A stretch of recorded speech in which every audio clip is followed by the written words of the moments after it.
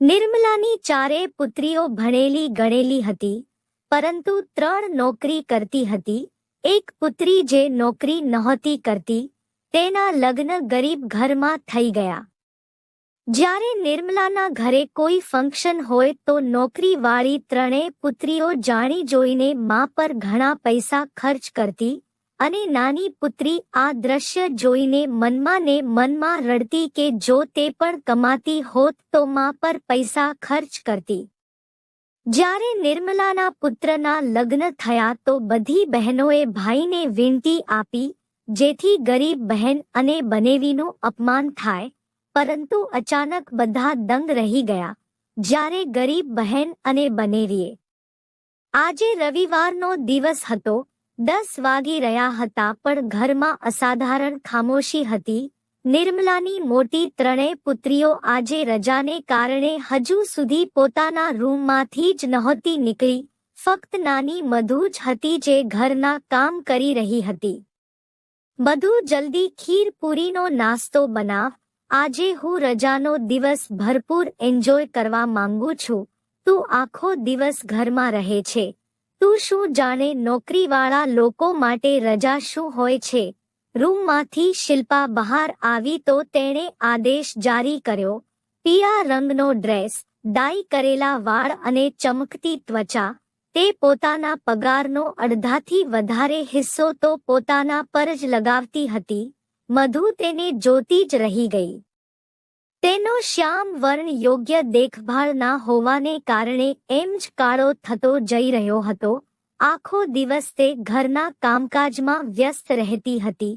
પોતાના પર ધ્યાન આપવાનો સમય જ ક્યાં મળતો હતો. ચૂપચાપ તે રસોડામાં જઈને ખીર પૂરી તૈયાર કરવા લાગી. થોડી વાર પછી તેની બાકીની 2 બહેનો પણ ઉઠીને બહાર આવતી રહી હતી અને હવે ડાઇનિંગ ટેબલ પર બેસીને બૂમો પાડી રહી હતી. મધુના હાથ ઝડપથી ચાલી રહ્યા હતા. પોતે તે ફક્ત મેટ્રિક પાસ હતી. ભગવાને દિમાગ જ બસ એટલું આપ્યું હતું કે મેટ્રિકમાં 2 વાર ફેલ થયા પછી બહેનોએ તેના પર ખર્ચ કરવો યોગ્ય પણ ના માન્યું. મધુને યાદ હતું કે તેણે શિલ્પાને કહ્યું હતું કે તે ભણવા માંગે છે. શું કરીશ ભણીને? પહેલેથી જ 2 વાર ફી બરબાદ કરાવી દીધી છે અને એમ પણ અમે 3 નોકરીઓ કરી તો રહ્યા છીએ. નાનો મોહિત હજી ભણી રહ્યો છે. તું ઘરનું કામકાજ કરવાનું રાખ. મમ્મી ઘરમાં એકલી હોય છે. અમને પણ તો પાછા આવીએ ત્યારે ખાવાનું બનેલું જોઈએ ને.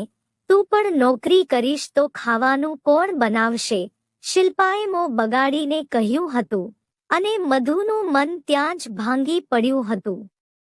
તે પણ ઉચ્ચ શિક્ષણ મેળવીને એક શાનદાર નોકરી કરવા માંગતી હતી, પરંતુ તેની બાકીની 3 બહેનોનો વિચાર હતો કે તેણે ઘરનું કામકાજ કરવું જોઈએ.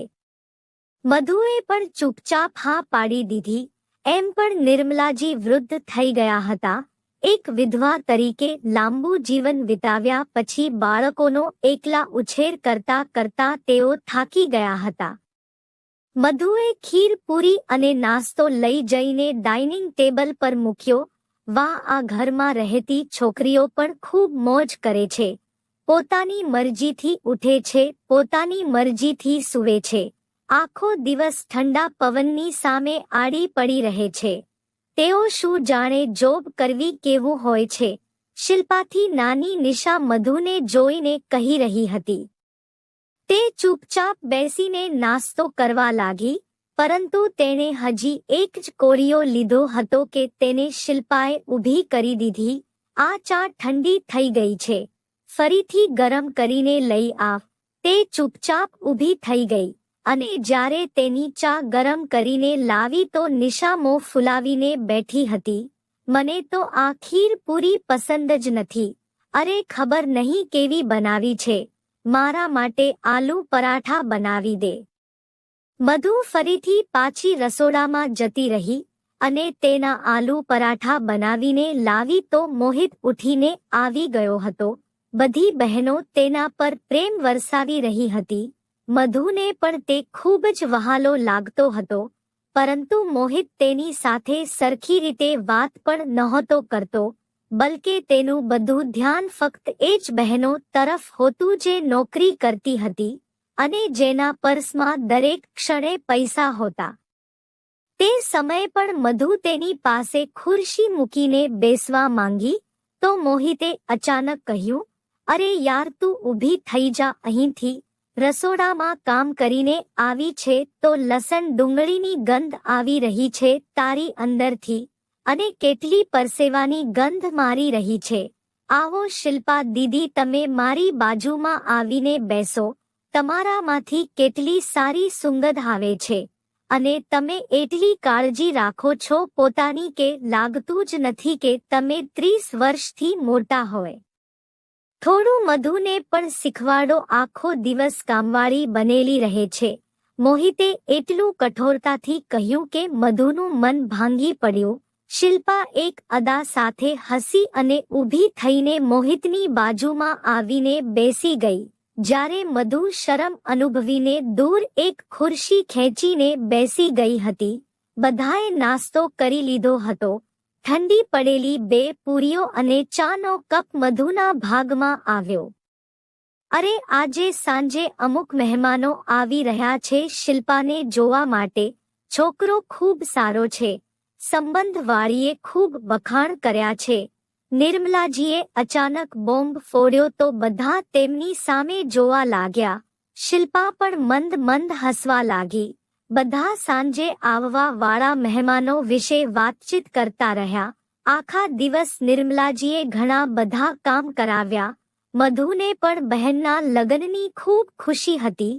તેણે દિલથી ઘણી બધી વાનગીઓ તૈયાર કરી. જ્યારે સાંજે મહેમાન આવ્યા તો શિલ્પા ગલીમાં ડોકિયું કરવા લાગી. મહેમાન કઈ ગાડીમાં આવ્યા છે હું જોઉં તો ખરી. આખરે મારી સાસરીવાળા પાસે કેટલી મોટી કાર છે, પરંતુ ગલીમાં કારને બદલે મોટરસાયકલ ઊભી હતી. અંદર નિર્મલાજી છોકરાવાળા પાસે બેઠા હતા. સામાન્ય ચહેરાવાળો છોકરો હતો, પરંતુ દેખાવમાં ખૂબ જ સીધો લાગી રહ્યો હતો. છોકરાના માતા-પિતા પણ સારા લોકો લાગી રહ્યા હતા અને પ્રેમથી વારંવાર શિલ્પા વિશે વાત કરવા લાગતા. શું કરે છે તમારો છોકરો અને કેટલું કમાય છે?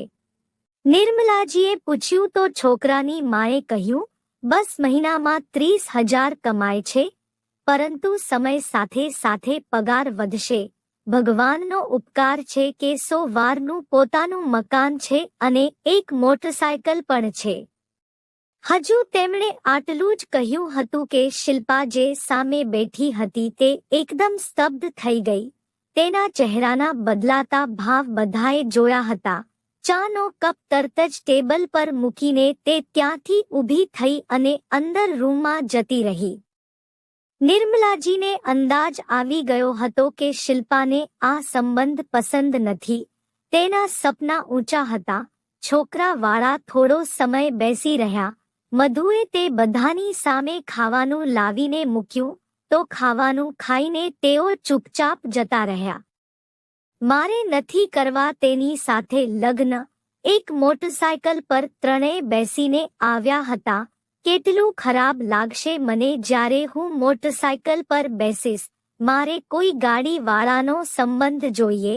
તેમના 100 વારના મકાનથી મોટી તો મારી ઓફિસ છે. એમ પણ એટલા સામાન્ય દેખાવનો છોકરો છે. મને તો જોઈને જ ઘૃણા થઈ રહી છે, શિલ્પાએ નફરતથી કહ્યું હતું. નિર્મલાજીને ખોટું તો લાગ્યું, પરંતુ મોહિત અને પુત્રીની સામે કંઈ બોલવું તેમને યોગ્ય ના લાગ્યું. પરંતુ આટલા સારા લોકો છે ના કેવી રીતે પાડી શકું? નિર્મલાજીએ પરેશાનીથી કહ્યું. શિલ્પા થોડી વાર માટે તો વિચારતી રહી. મધુ તેના રૂમની સફાઈ કરી રહી હતી. અચાનક જ તેણે કહ્યું, આપણી મધુનો સંબંધ કરી દો તે છોકરા સાથે. એમ પણ બંનેનો ચહેરો એક જેવો છે. ના તે કોઈ કામનો છે કે ના આ રોટલીઓ બનાવીને તેની સામે મૂકતી રહેશે અને તે કમાઈને લાવતો રહેશે. આ બંને એમાં જ ખુશ રહેશે. તમારો એક બોજ તો ઓછો થઈ જ જશે. અમે તો એમ પણ પોતાની નોકરીવાળા છીએ, તમારે શું ટેન્શન છે? શિલ્પાએ વાત ખતમ કરી નાખી, જ્યારે મધુ ફાટેલી આંખોથી પોતાની બહેનને જોઈ રહી હતી. તે તેના વિશે કેવી રીતે વાત કરી રહી હતી. પરંતુ નિર્મલાજીને આ આઈડિયા સારો લાગ્યો હતો. આવા સારા સંબંધથી તેઓ હાથ ધોવા નહોતા માંગતા, તેથી બીજા જ દિવસે તેમણે ફોન કરીને સંબંધ માટે હા પાડી દીધી. પરંતુ તેમને કહી દીધું કે પોતાની મોટી પુત્રીને બદલે નાની પુત્રી માટે છોકરાનો સંબંધ પસંદ આવ્યો છે. છોકરાવાળાને કોઈ વાંધો નહોતો, કારણ કે તે સંસ્કારી અને સારા સ્વભાવની હતી. થોડા જ દિવસોમાં ઘરમાં લગ્નનો હંગામો મચી ગયો. નિર્મલાજીએ લગ્નના ખર્ચા માટે શિલ્પા અને બાકીની પુત્રીઓ પાસે પૈસા માંગ્યા, પરંતુ બધી મોઢું બગાડવા લાગી. મમ્મી, શું જરૂર છે મધુના લગ્નમાં આટલો ખર્ચ કરવાની? એમ પણ તેને ક્યાં આદત છે આવા મોંઘા કપડાં અને ચંપલની? સસ્તી 2-3 જોડી લાવીને મૂકી દેજે, અને ઘરમાં જે વાસણો ઉપયોગમાં લેવાતા નથી તે પણ ડબ્બામાં બંધ કરીને મૂકી દઈએ, કામ થઈ જશે. શિલ્પાએ આરામથી કહ્યું, પણ નિર્મલાજીને આ બધું સારું નહોતું લાગી રહ્યું. પરંતુ તેમની પોતાની પાસે તો 1 રૂપિયો પણ નહોતો. ઘરનો તમામ ખર્ચ પણ તેમની પુત્રીઓ જ ચલાવતી હતી. મધુના દિલમાં પોતાના લગ્નને લઈને ઘણા અરમાનો હતા, પરંતુ તે બધા અરમાનો પર તેની બહેનોએ પાણી ફેરવી દીધું. દહેજના નામે ઘરના તમામ નકામા વાસણો ઉઠાવીને ડબ્બામાં બંધ કરીને મૂકી દેવામાં આવ્યા. એક સોનાનો સેટ બહારથી મંગાવવામાં આવ્યો, જે એટલો હલકો હતો કે ઉઠાવતા જ તૂટી જાય. મધુને પોતાના કપડાં અને ચંપલ ખુદ ખરીદવાની ખૂબ જ ઈચ્છા હતી, પરંતુ શિલ્પા પોતે જ બજારમાં ગઈ અને સસ્તી 2-3 જોડી લઈ આવી. અરે, આ મારા કબાટમાં કપડાનો ઢગલો પડ્યો છે જે મેં લીધા હતા. ખૂબ જ મોંઘા અને સુંદર કપડાં છે, પરંતુ મને પસંદ નથી. આ પણ મધુના દહેજમાં મૂકી દઈએ. શિલ્પાએ ઘણી વખત પહેરેલા કપડાં ઉઠાવીને જલ્દી તેની સુટકેસમાં મૂકી દીધા. મધુ આ બધું ચૂપચાપ જોતી રહી. તે માને વધુ પરેશાન નહોતી કરવા માંગતી. તેના લગ્નનો દિવસ નજીક આવ્યો તો છોકરાવાળાએ એમ કહીને માફી માંગી લીધી કે લગ્નનું પાનેતર તે લોકો અફોર્ડ નહીં કરી શકે, તેથી છોકરીવાળા પાનેતર પોતાની મરજીથી પહેરાવી દે. જ્યારે શિલ્પાએ આ સાંભળ્યું તો તેના શરીરમાં આગ લાગી ગઈ. હવે 10-15 હજારનું પાનેતર લાવીને પહેરાવો આ મહારાણીને? 1 રૂપિયો નથી મારી પાસે. તે ગુસ્સાથી બૂમો પાડવા લાગી. નિર્મલાજીની આંખોમાં લાચારીથી આંસુ આવી રહ્યા હતા. જ્યારે શિલ્પાએ જોયું કે માના મનમાં તેનું મહત્વ ઓછું થઈ રહ્યું છે, તો ફટાફટ નાની નિશાને સાથે લઈને બજાર ગઈ અને ભાડે પાનેતર લઈ આવી. પાનેતર સારું હતું. મધુને તેણે જૂઠું કહ્યું કે આ પાનેતર તે ખરીદીને લાવી છે. લગ્નના દિવસે છોકરાવાળા મધુ માટે સારી ગિફ્ટો લઈને આવ્યા હતા. તેમણે હોલમાં લગ્ન કરવાનું કહ્યું, પરંતુ શિલ્પાએ ના પાડી દીધી. ઘરેથી જ વિદાય થશે. તેના આદેશની સામે કોણ વાંધો ઉઠાવી શકે? સાદાઈથી મધુ લગ્ન કરીને આર્વ સાથે તેના ઘરે આવતી રહી. આર્વ એક સારો અને સીધો વ્યક્તિ હતો. તેણે પોતાની પૂરી કોશિશ કરી હતી કે મધુના લગ્નની બધી ખુશીઓને પૂરી કરી શકે, અને મધુ પણ લાલચુ છોકરી નહોતી. બંનેએ એકબીજાને પામીને ભગવાનનો આભાર માન્યો હતો. આર્વના રૂપમાં મધુને ખુશીઓની એક નવી દુનિયા મળી ગઈ હતી. તે ગરીબ જરૂર હતો, પણ તેનું દિલ મોટું હતું. 100 વારના તે નાનકડા ઘરમાં આર્વે મધુને રાણી બનાવીને રાખી હતી, પરંતુ તેનો પગાર મામૂલી હતો. ઘરના ખર્ચને પહોંચી વળતા મહિનાના અંત સુધીમાં મધુ બહાલ થઈ જતી. ઘણીવાર એવું બનતું કે રાશન પૂરું થઈ જતું, બિલ ભરવાના હોતા, અને દેવાવાળા દરવાજો ખખડાવતા રહેતા, પરંતુ મધુ અને આર્વ પાસે તેમને આપવા માટે 1 રૂપિયો પણ ના હોતો. લાચાર થઈને તે ફરીથી પગાર આવવાની રાહ જોતા, પરંતુ મધુ ક્યારેય ફરિયાદ પોતાના હોઠ પર નહોતી લાવી.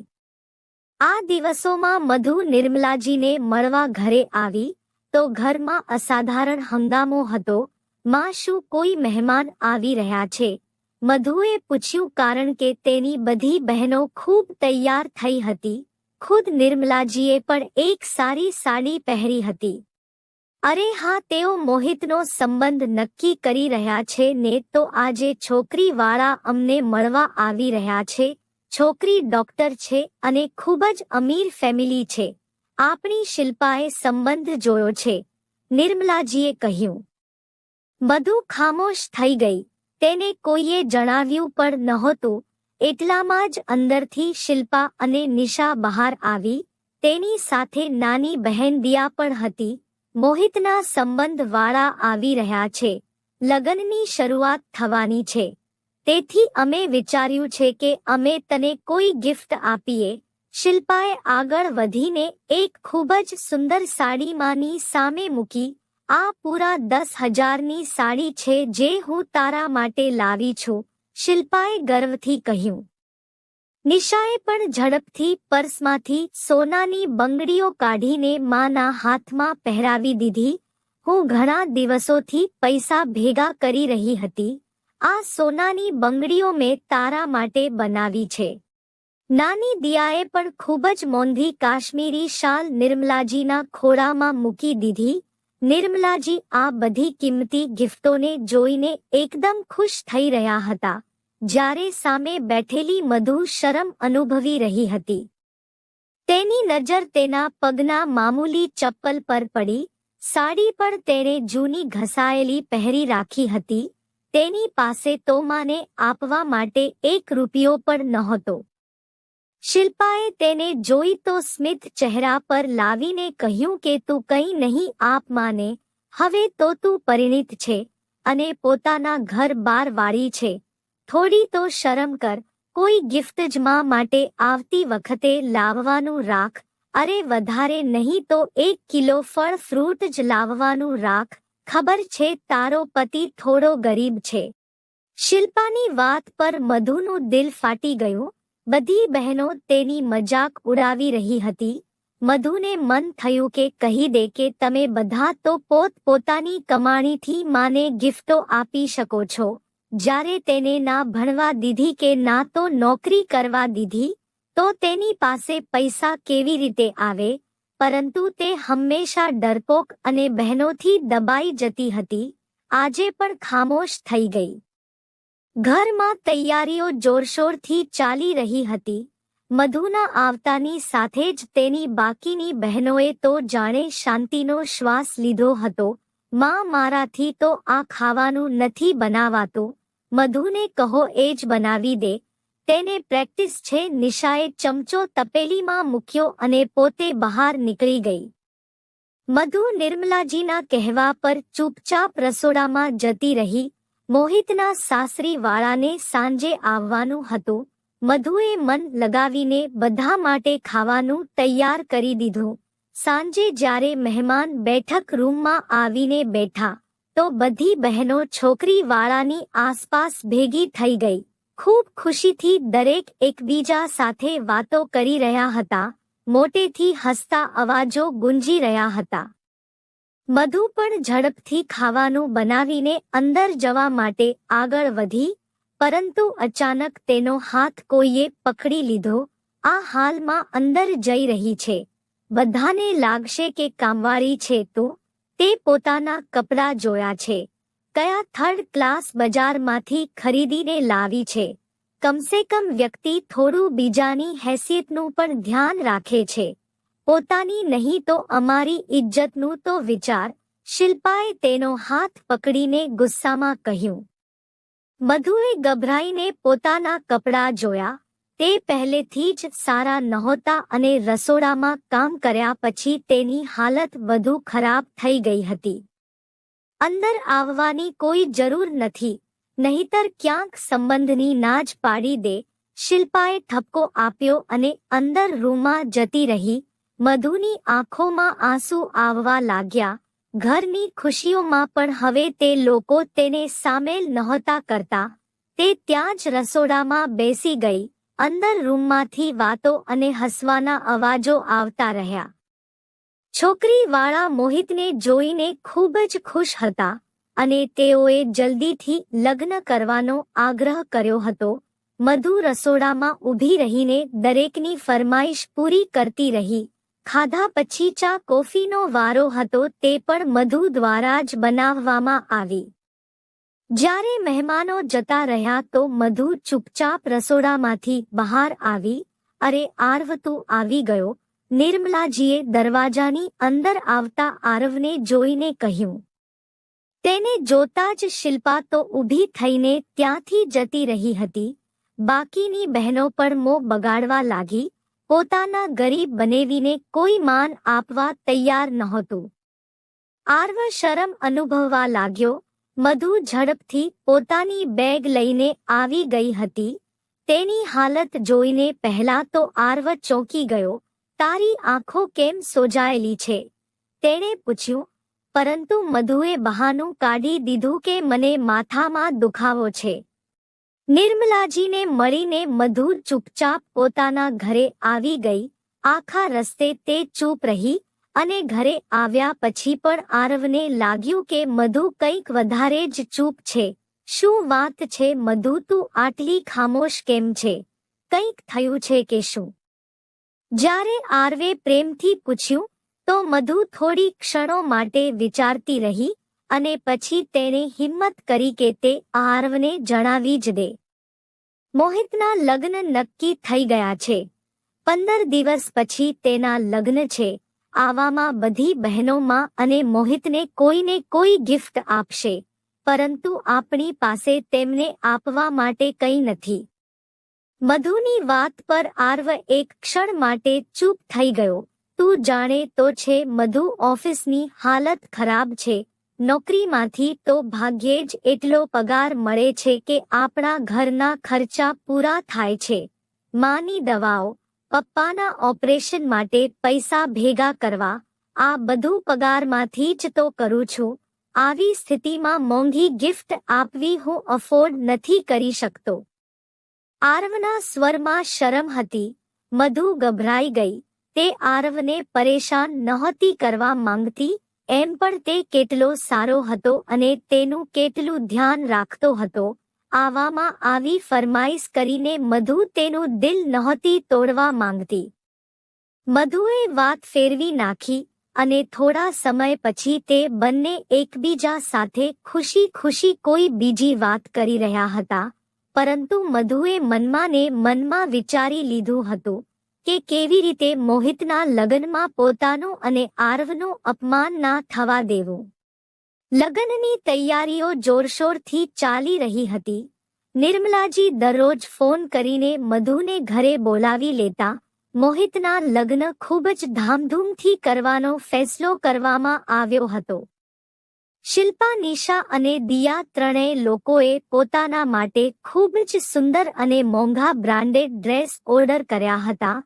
નિર્મલાજી માટે પણ તે લોકોએ ખૂબ જ મોંઘી સાડી મંગાવી હતી. શિલ્પા દરેક વસ્તુ ગર્વથી મધુને બતાવતી રહેતી. તે પોતાના માટે લગ્નમાં પહેરવા માટે શું ખરીદ્યું છે. જો કદાચ તારી પાસે પહેરવા માટે કોઈ સારા કપડાં ના હોય તો મને કહી દે, જે હું મારો કોઈ જૂનો ડ્રેસ પ્રેસ કરાવીને મૂકી દઈશ. તે તારા નવા કપડાં કરતાં પણ વધુ સારો હશે. લોકોની સામે આપણું અપમાન ના કરાવી દેતી. શિલ્પા મોઢું ચઢાવીને કહેતી, જ્યારે મધુ ઉદાસ થઈ જતી. અપમાન કરવામાં સૌથી પહેલા તો તેની બહેનો જ આગળ રહેતી હતી. બાકી કોઈને શું જરૂર હતી કે તેના પહેરેલા ઓઢેલા કપડાં સામે વાંધો ઉઠાવે. પરંતુ તેની બહેનો આ વાત સમજે તો ને. ઘરના ઘણા કામ શિલ્પા અને નિશાએ મધુ સાથે કરાવ્યા. નિર્મલાજીને દુઃખ થતું તેઓ ના પાડતા, પરંતુ શિલ્પા તેમની કોઈ પણ વાત પર ધ્યાન ના આપતી. ધીમે ધીમે દિવસો પસાર થતા ગયા. આરવે મધુના દરરોજ પિયરમાં જવા સામે વાંધો ના ઉઠાવ્યો. આખરે મોહિતના લગ્નનો દિવસ પણ આવી ગયો. ઘરમાં ખૂબ જ સુંદર સજાવટ કરવામાં આવી હતી. શિલ્પાએ દિલ ખોલીને પૈસા ખર્ચ્યા હતા. મોહિત બહેનોના અહેસાન નીચે દબાઈ રહ્યો હતો. એમ પણ તે થોડો લાલચુ સ્વભાવનો હતો. તે બહેનો જે ખિસ્સામાંથી દરેક ક્ષણે પૈસા કાઢીને તેને આપવા માટે તૈયાર રહેતી હતી, તે તેમની જ વાત સાંભળતો હતો. આજે પણ તેને વરરાજા બનાવવામાં આવી રહ્યો હતો. બધી બહેનો તેની આસપાસ બેસીને હસી મજાક કરી રહી હતી. મધુ સ્પષ્ટપણે મહેસૂસ કરી રહી હતી કે અન્ય બહેનો જો તેને કોઈ વાત કહેતી તો મોહિત હસીને જવાબ આપતો, પરંતુ મધુની વાત પર તે મોઢું બગાડતો હતો. અરે આર્વ બનેવી નથી આવ્યા કે શું? આખરે મોહિતે પૂછી જ લીધું. આવી જશે તે રોડ છાપ પણ પોતાની મોટરસાયકલ લઈને. તે ક્યાં કોઈ લેન્ડ ક્રુઝરમાં આવવાનો છે કે તું તેની રાહ જોઈ રહ્યો છે? નિશાએ મજાક ઉડાવતા અંદાજમાં કહ્યું તો બધા જોર જોરથી હસી પડ્યા. મધુ ખૂબ જ શરમ અનુભવવા લાગી.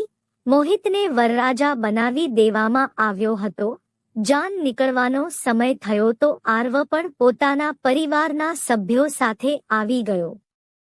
લગ્નનો હોલ નજીકમાં જ હતો જ્યાં છોકરીવાળા તેમની રાહ જોઈ રહ્યા હતા. હોલમાં પહોંચતાની સાથે જ છોકરીવાળાએ શાનદાર રીતે તેમનું સ્વાગત કર્યું.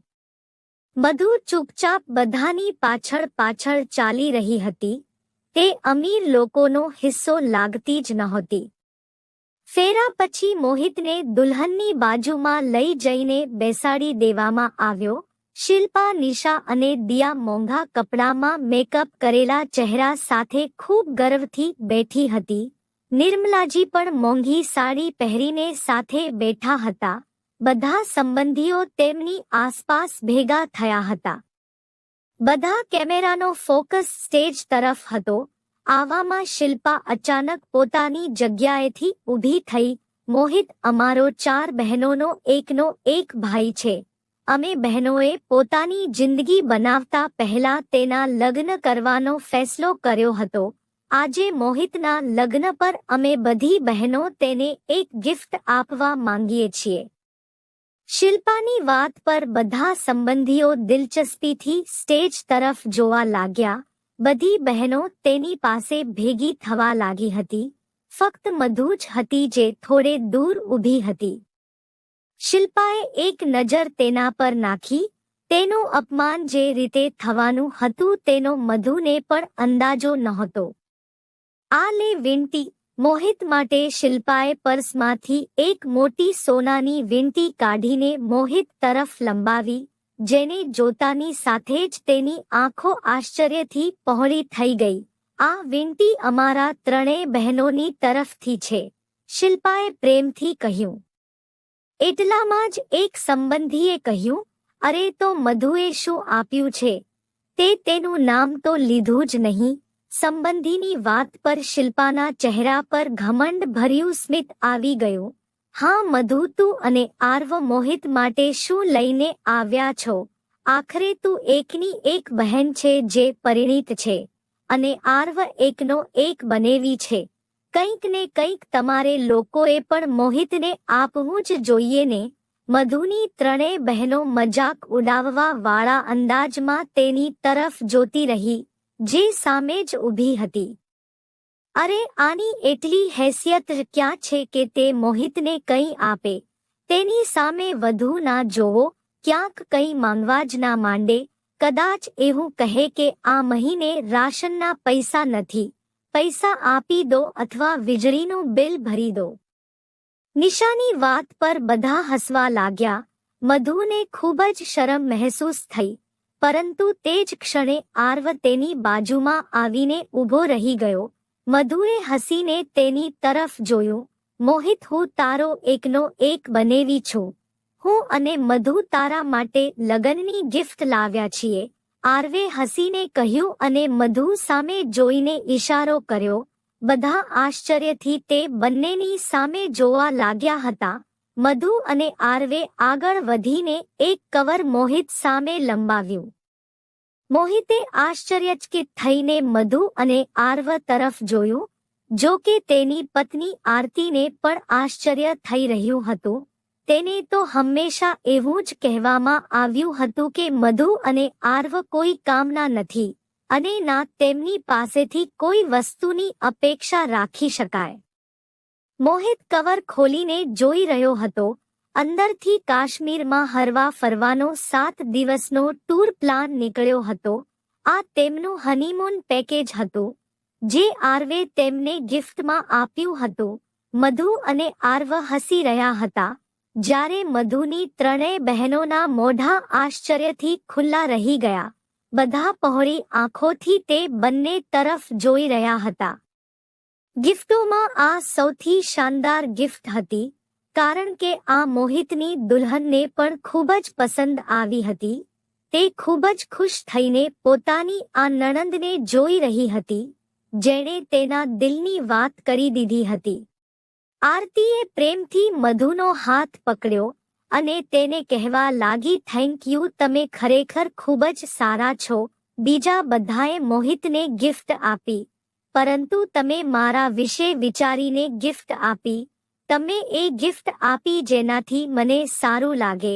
મારા મનમાં આખી જિંદગી તમારી ઇજ્જત વધી ગઈ છે.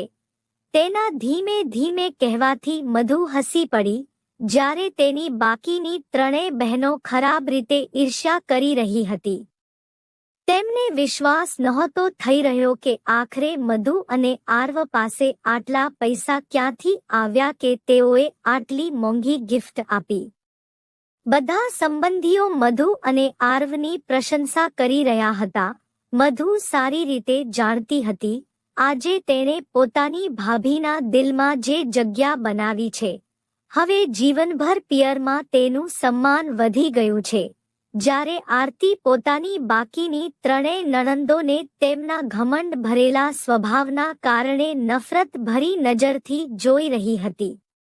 જ્યારે લગ્નની બાકીની વિધિઓ પૂર્ણ થવા લાગી તો શિલ્પા અને તેની બાકીની બંને બહેનો ઝડપથી મધુ પાસે આવી. ખૂબ ચાલાક છે તું. ક્યાંથી આવ્યા આટલા પૈસા તારી પાસે? સાચું કે અમારા ઘરમાંથી પૈસા ચોર્યા હતા? શિલ્પાએ કહ્યું તો મધુ હસી પડી. તમે આખી જિંદગી મારું અપમાન કરવાની કોશિશ કરતા આવ્યા છો, પરંતુ તમે એ ભૂલી ગયા કે જેને ઈશ્વર પર વિશ્વાસ હોય છે, તેનું કંઈ નથી બગડી શકતું. હું જાણતી હતી કે મોહિતને કોઈને કોઈ ગિફ્ટ આપવી જરૂરી છે.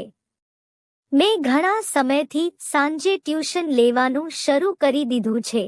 ટ્યુશનના પૈસાથી મેં એક એફડી મૂકી દીધી હતી.